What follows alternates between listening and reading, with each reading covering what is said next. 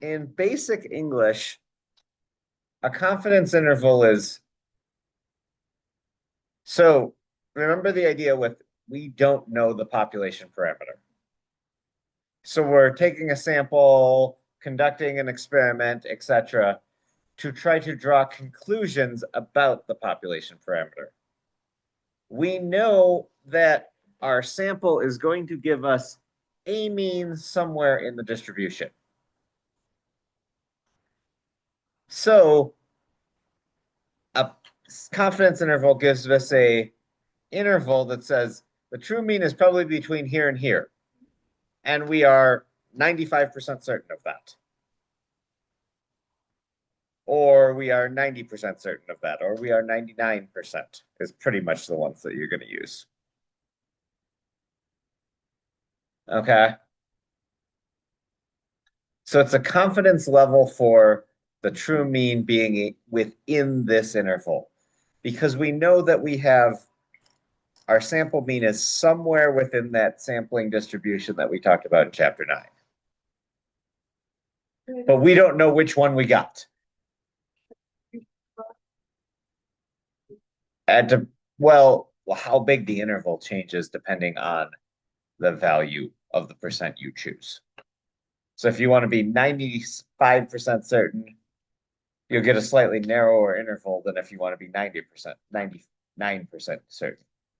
So the more certain you want to be that it's in the interval, the wider it gets. So you have a wider range.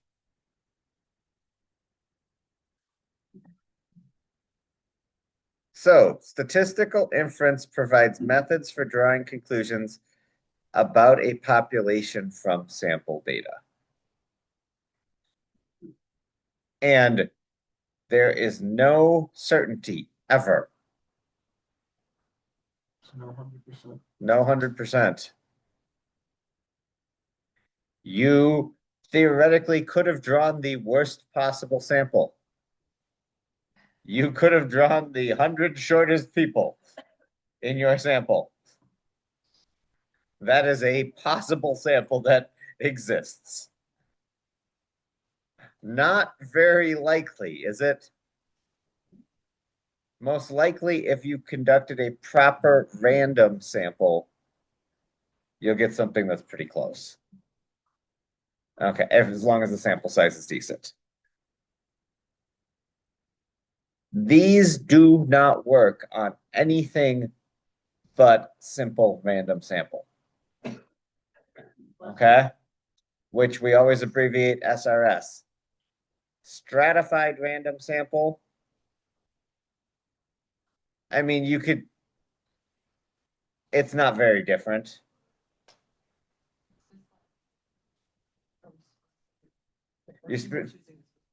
And you're matching the proportion that you choose to the proportion of the population. Where we did that experiment where we did it separately with black and white men on the chapter 5 test, that should have been called block design. That's not stratified. Okay. You are doing the experiment separately twice. You're not doing the experiment once, but choosing your subjects based on their population proportion. So, draft lotteries and drug studies. In the Vietnam War, a lottery determined the order in which men were drafted for army service. The lottery assigned draft numbers by choosing birth dates in a random order. We expect a correlation near zero between birth rates and draft numbers if the draft numbers come from random choice. The actual correlation between birth date and draft numbers was R equals negative 0.226. That is, men born later in the year tended to get lower draft numbers. And this correlation evidence that the lottery was biased, or is our unaided judgment can't tell if that was far enough or not. Okay. So is that correlation random chance? Because there would be a correlation of non-zero by random chance, most likely. Like, when you do the actual stats, you get a 0.001 that is a truly random draft lottery.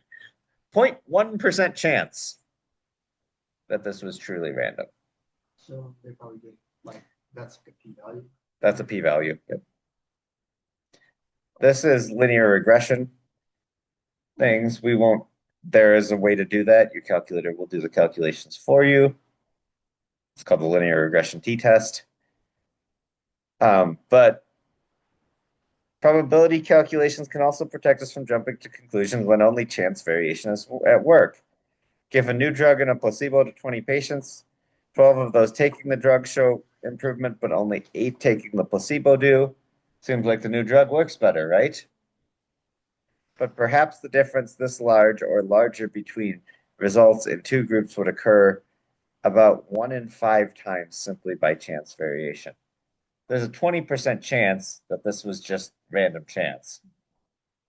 I'm probably not going to invest a lot of money in this new drug. Okay. One way to get better data would be have more patients. Sometimes that becomes impractical though, which poses a lot of limitations. It also means that we can have all kinds of things. Like but yes, we're going to talk about the SAT. Only about 49% of students in California take the high school SAT. You know that to make inferences about the population based on an SRS of 500 California high school seniors. So what they're trying to do is go, if every senior took the SAT, what would be the average score? Because only 49% taking it, that's the 49% essentially that want to go on to college. They tend to be better students. So the SAT score, I can get the true SAT score for all the kids that took it in California, but that doesn't give me the SAT score for all high school seniors because half of them didn't take it and they're probably the lower half.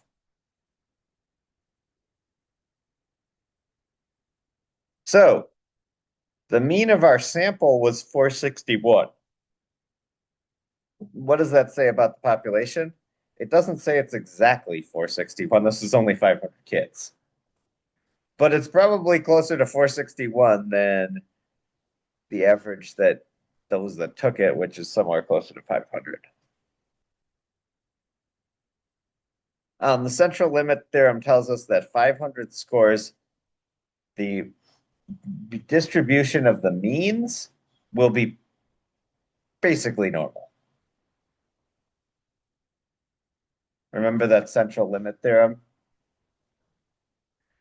that says if you have enough data, the distribution of the means, and the data was basically 40 or more, the means will distribute themselves normally. Doesn't mean they're going to be dead center, but they will follow a normal distribution centered with the same mean as the population mean. The mean of this normal sampling distribution is the same as the unknown mean mu and the entire population. The standard deviation is sigma over square root of 500. You guys remember that from last chapter, standard error? Standard error, as what it's called, is the standard deviation divided by the square root of the sample size, which is essentially means the standard deviation of our means. So the means are going to be less variable than the individual data, correct? The means of samples.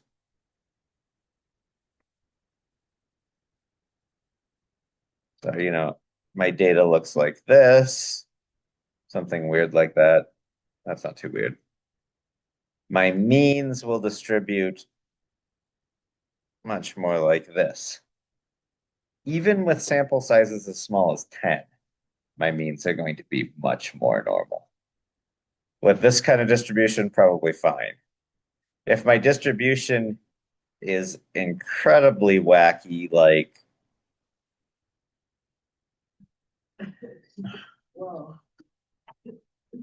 then it's going to take sample sizes more like 40 to get this more normal curve. Okay. I tried to give you, the craziest distribution I could come up with.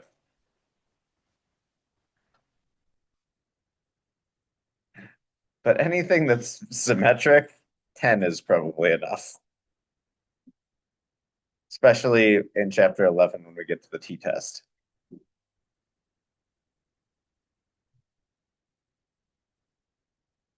So here's our value. We've got 461. We've got all these different means for different samples. And are we ever going to conduct 100 samples of size 500? No. But thinking about that tells us that there's the variation within those 100 samples. And we can simulate samples to get variability. Does that make sense? We did not do simulations because of a lack of time. And because it's not actually in DP. So, confidence intervals. We know from the 68, 95, 99.7 rule that 95% of my data falls within 2 standard deviations. So, my standard deviation divided by the square root of sample size was 4.5. My mu, 95% should fall within plus or minus 9.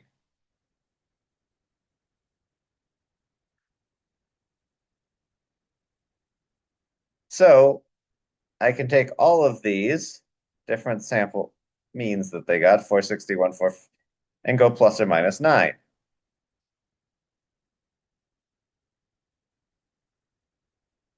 So we're going to go with our 461. To calculate the confidence interval, we have 461 plus or minus 9. My interval is 452 to 470. So I'm 95% confident that my true mean is between 452 and 470.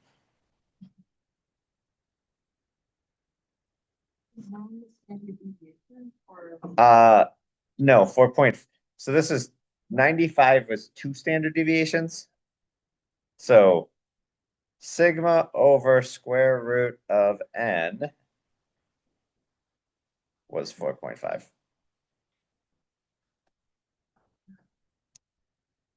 And so we doubled it to the plus or minus 9 and got our interval.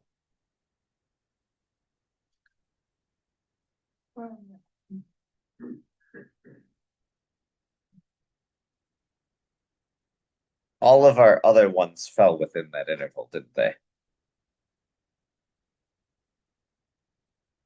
So essentially they'll define this.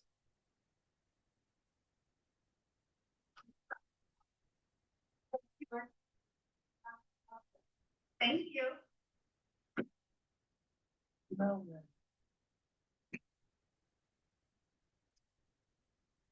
So they'll call this X bar. Estimate is going to be whatever my mean is. My X bar or my P hat if it's a proportion. Your X bar or is your estimate or your P hat. It's whatever you got from your data for a mean. Or a proportion, which would be like a mean as a percentage.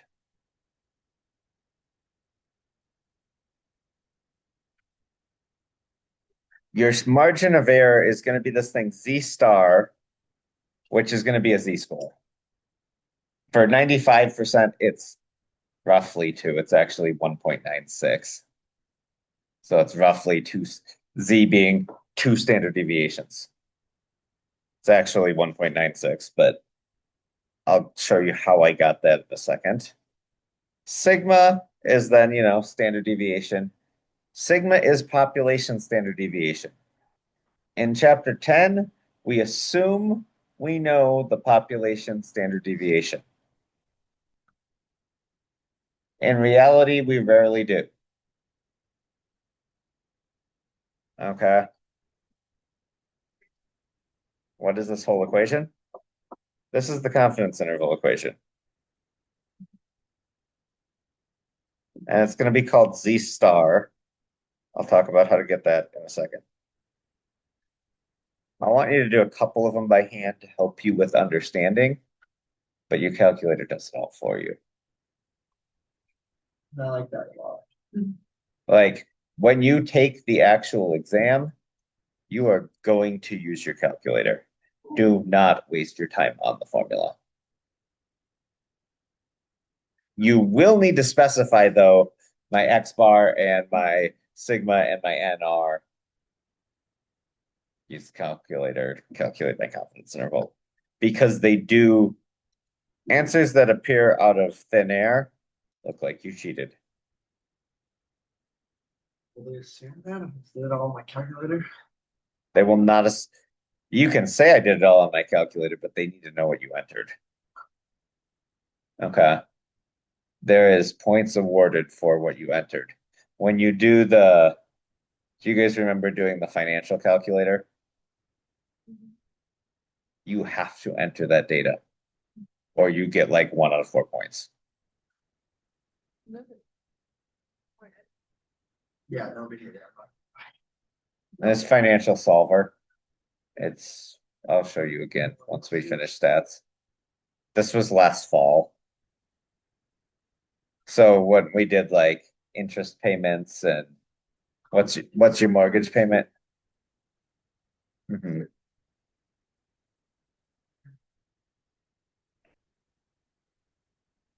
I love that I see a whole bunch of kids leaving that didn't bother to tell me they weren't going to be in class today.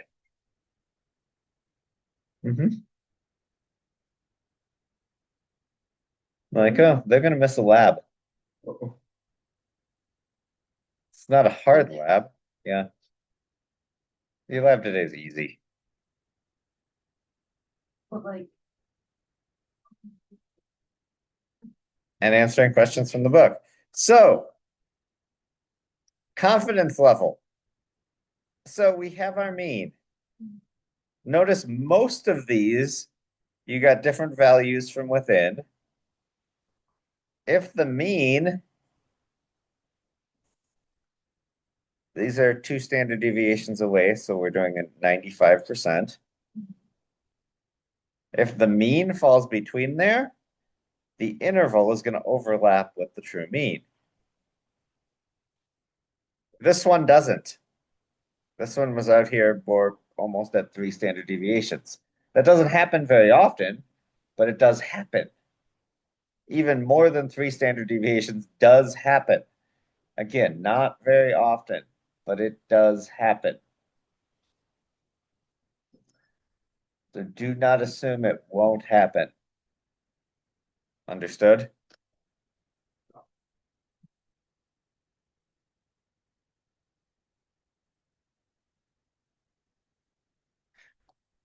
What the confidence interval effectively means is we are 95% confident that the mean is in this chunk, or 95% of the time we're going to be right that the mean is in our interval. But it also means 5% of the time we're wrong. The mean is not actually in my interval. The technical definition says that if I did this for every possible sample, 95% of my intervals would capture the true mean.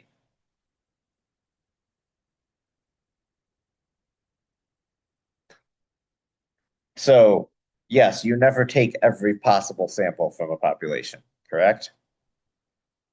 Dylan, you ever going to do every possible sample? Not even of Altera students, because every possible sample of 20 Altera students would be millions. But if you took every possible sample, 95% of those samples would have the true mean captured within the 95% confidence interval. There are a few assumptions that are made here. This only works if the data comes from an SRS. And it only works if the sampling distribution of X bar or means is approximately normal. The other one that's not listed here yet is sigma is known. Chapter 11, that assumption will go away and we will use a t distribution instead of a z distribution. But for chapter 10, we're going to use the z distribution because that's the one I already taught you. That makes sense? It's not a big step to go to the t distribution. We'll be adding on to and expounding on things when we do that. Okay. And again, your calculator does those distributions for you. In fact, it calculates confidence intervals and runs t-tests, chi-square tests, z-tests. So this would be a z-test that we're going to do in this chapter. It can do confidence intervals for proportions, means with z or t. I don't think you can do a confidence interval for a chi-square. It can do an ANOVA, correct, Dylan? Yep. I'm assuming you did the ANOVA on your calculator. No, I didn't know on Google Sheets. Yeah, I installed that on. I don't know if the calculator could, but I saw it. The calculator could do it, but if you already had the data in Google Sheets and it can do it, no big deal. Might as well. So, an 80% confidence interval. To find the 80% confidence interval, we must catch the central 80% of the normal distribution of X bar. In catching the central 80%, we leave out 20% or 10% on each tail, we call these. Okay? Knowing that they're tails and knowing that the percentage half of it is important. Coming up next week. So Z star is a point within area 0.1 to the right and 0.9 to the left under the normal distribution score. And that is 1.28. So if you look up 0.1 in your normal distribution chart, you get negative 1.28. If you look up 0.9, because that's 0.8 plus this 0.1, you'd get 1.28. So that's how you get the Z star. The easy way to get the Z star is to grab this formulas thing. So this is your standard normal table. This is your T table, which we're not using yet. It's in the back of your book. But at the bottom of your T table is essentially this Z star. This infinity on the T table is Z. So you want 80%? I guess 1.282. You want 90%, 1.645. 95, 1.960. 99, 2.736. Occasionally we'll use 98. We'll sometimes use 98 because it's 1% on each tail. This is called the T table. So I'm looking in that formula packet that I just handed you. It says table B, T distribution. The bottom of the T table is a Z. So this is the easiest place to get your Z stars from. It's also, if you actually have the stats book on you, it's the back page. I think it's literally the back, inside of the back cover. We don't get this. You do not get this for IB tests, which is, you're going to just have to use your calculator. No. Yeah.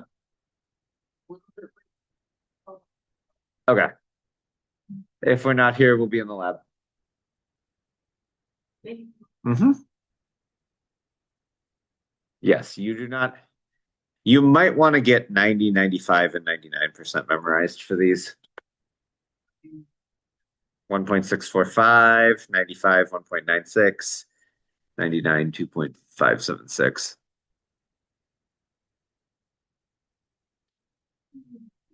Okay. There's a way to generate it with your calculator, but speed is a thing with this. Knowing the unit circle, knowing this is, just helpful.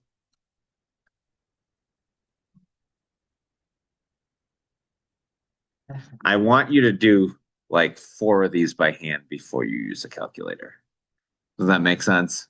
Use that formula, get a feel for what you're actually doing,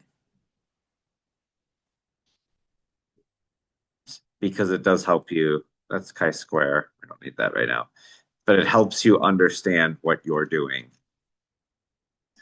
So, upper P critical value. That's what I just showed you how to look up. Here's your formula.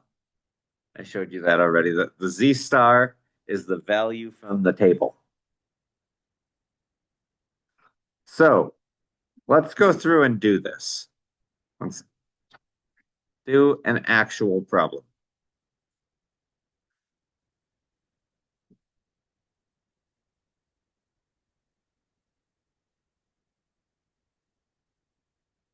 Does it give me the mean here? It doesn't. I'm sure it does in the problem. So the manufacturer of high resolution video terminals must control the tension of the mesh of fine wires that lies between the surface of the viewing screen. So this used to exist on old CRT TVs. Do you guys know those big fat TVs? You're like, oh yeah, I've seen pictures of those.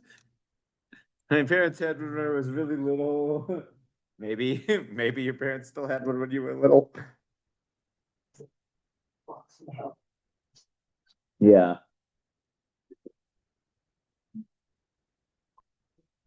Yeah. Yeah, that's the kind of TV I grew up with. Um, if they don't have enough tension, it allows wrinkles. The tension is measured by an electrical device with an output reading in millivolts. Okay. What this electrical device does is not clear, but cars have all kinds of things that have output readings in. They read the voltage that it outputs. And if the voltage was within a certain range, it tells you the car is working correctly. If it's not within a certain range, something is wrong.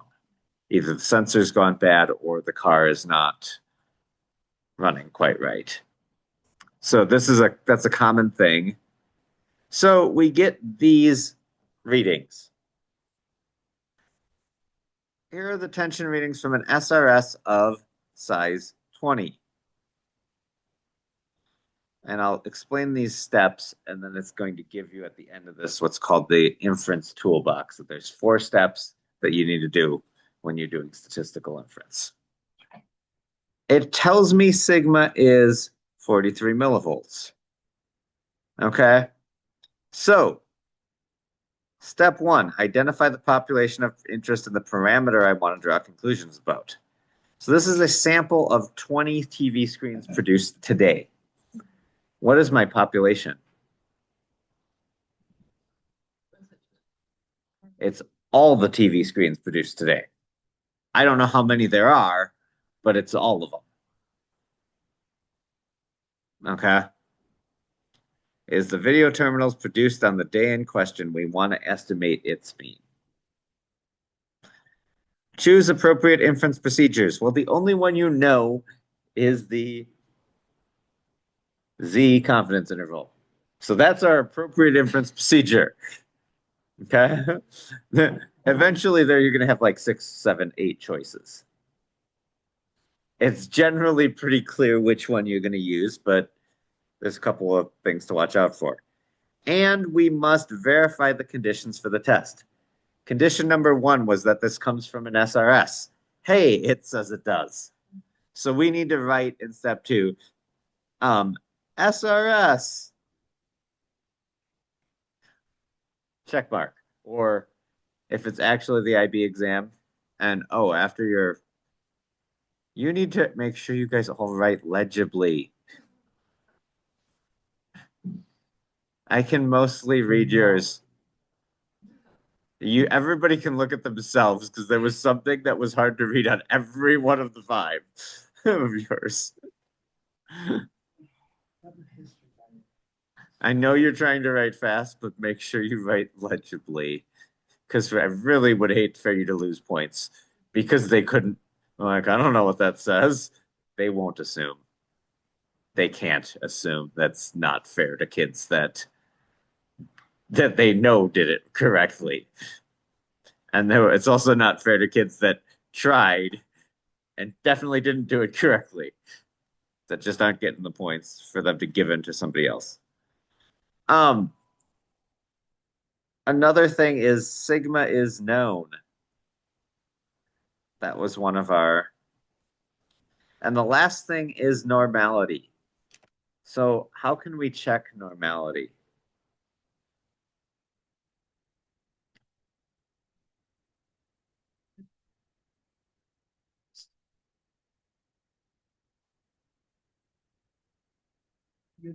So you can make a histogram.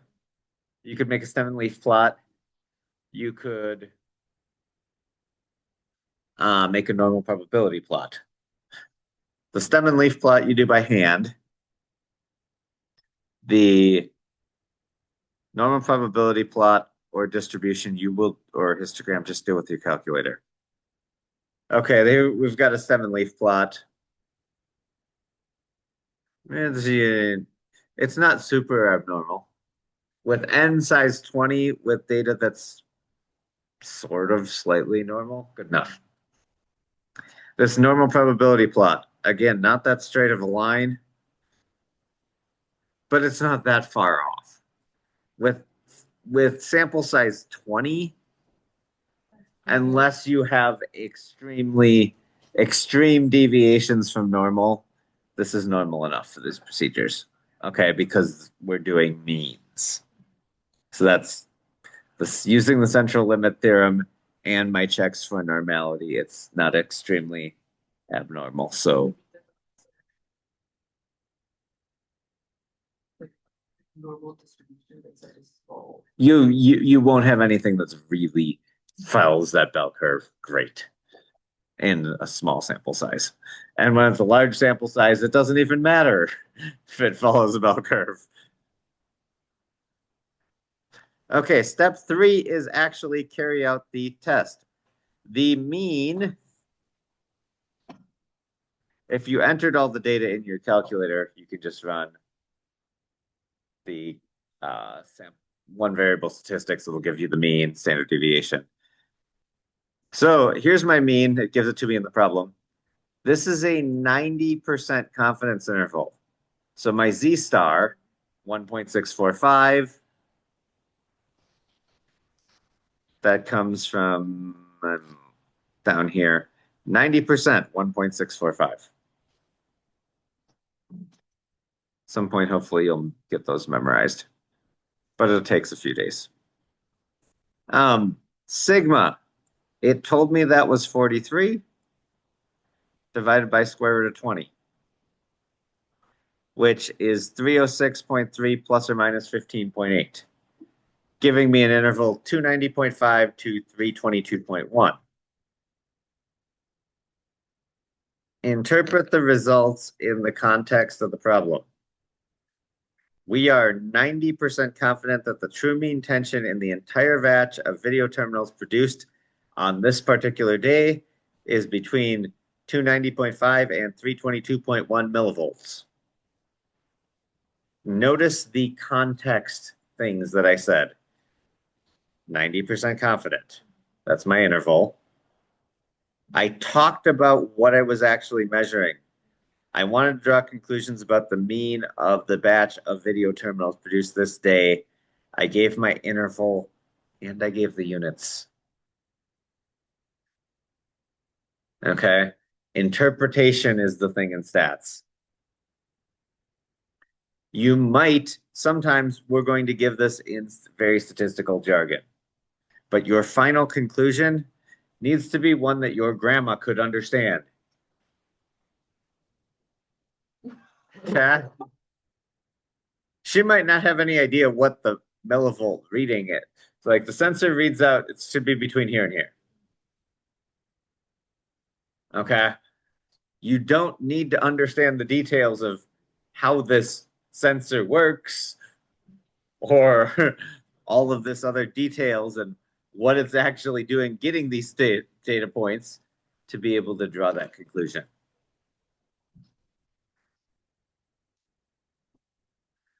But conclusions in context. So here's a little illustration of your confidence interval with 20 observations. They also gave on the top your confidence interval for one observation. Notice that the more the observations, much tighter window. And that is so you have sigma over square root of n.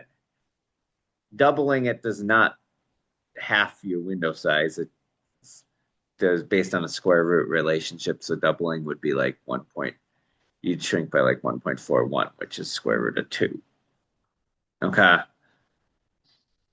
If you want to half your thing, you have to square your sample size. So if you want to half that interval, you got to go from 20 to 400.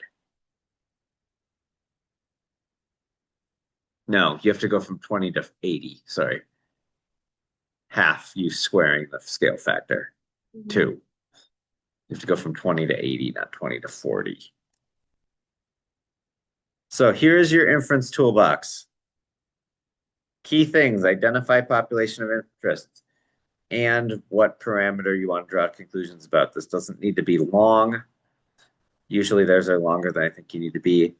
It's a sentence, usually. Choose the appropriate inference procedure. Say which one you're doing. Z interval. Verify the conditions. The conditions for Z interval are SRS. That's a condition for every one of these. SRS from the population of interest. Don't draw conclusions about high school seniors by taking an SRS of freshmen. Okay. Next one. Normality of the means. Most of these are going to be normal based on central limit theorem, but you may need to verify some level of normality if it's less than 40 in your sample size. Okay. If it's less than 40, you've got to show something to verify no major outliers, etc. Step 3, if step 2, you only do step 3 if step 2 was met. There will be some problems where it doesn't give you enough information to know if step 2 is met. You will say, proceed with caution. You will just continue doing the problem. Do not just shut off the problem because you're not sure that number 2 is met. And then step 4, interpret the results.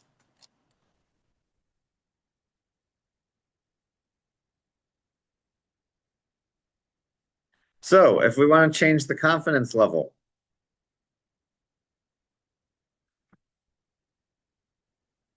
so same one, steps 1, 2, and 3 don't change. But now we want to be 99% confidence level. So what do? We change the Z star there to 2.57. I think it should be 2.576. I don't know why they used 575. Should be 576. This table does match exactly with what's in the back of this book too. You'll see them use 576 later too. Notice what happened to my interval. As I increased my confidence, I had to get a wider interval to be that level of certainty. If I'm selling these TVs, I probably want to be pretty certain that it's good enough. At least if I'm a high quality brand. If I'm selling the cheapest TVs on the block, I might be willing to have less quality control.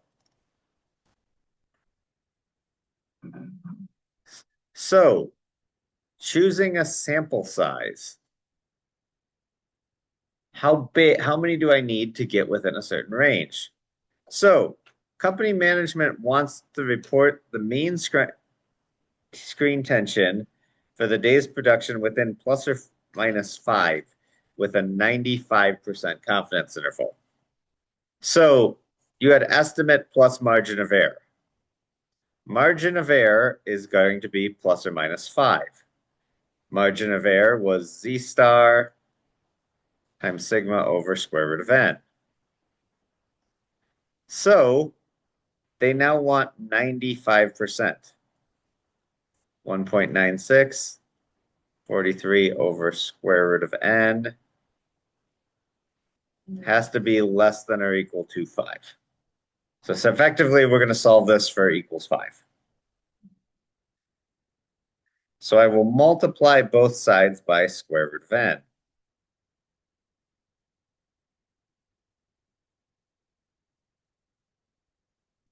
I'll divide by 5. Can somebody do that calculation?